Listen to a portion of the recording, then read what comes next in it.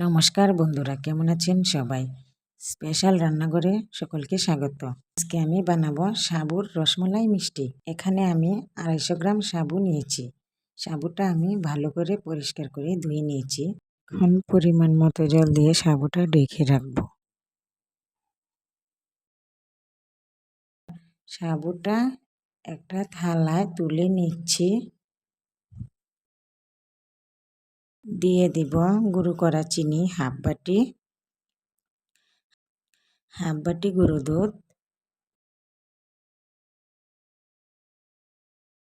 পরিমাণ মতো লবণ।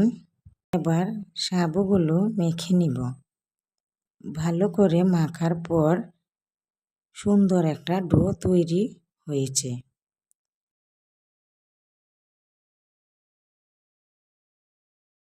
এখন হাতে তেল মেখে ছোট করে লেচি কেটে মিষ্টিগুলো বানিয়ে নিব। একইভাবে সবগুলো মিষ্টি বানিয়ে নিব। কড়াইয়ে দিয়ে দিব দুধ,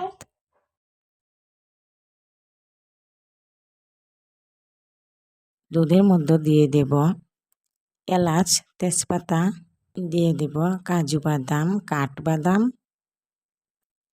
এবার স্বাদ মতো চিনি দিয়ে দেব।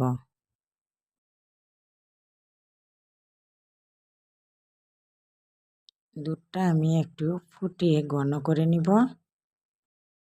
এখন মিষ্টিগুলো দিয়ে দেব।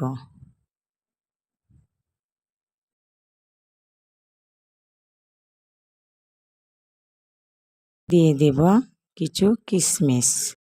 রসমালাইটা আর একটু ফুটে গেলে এবার নামিয়ে নিব।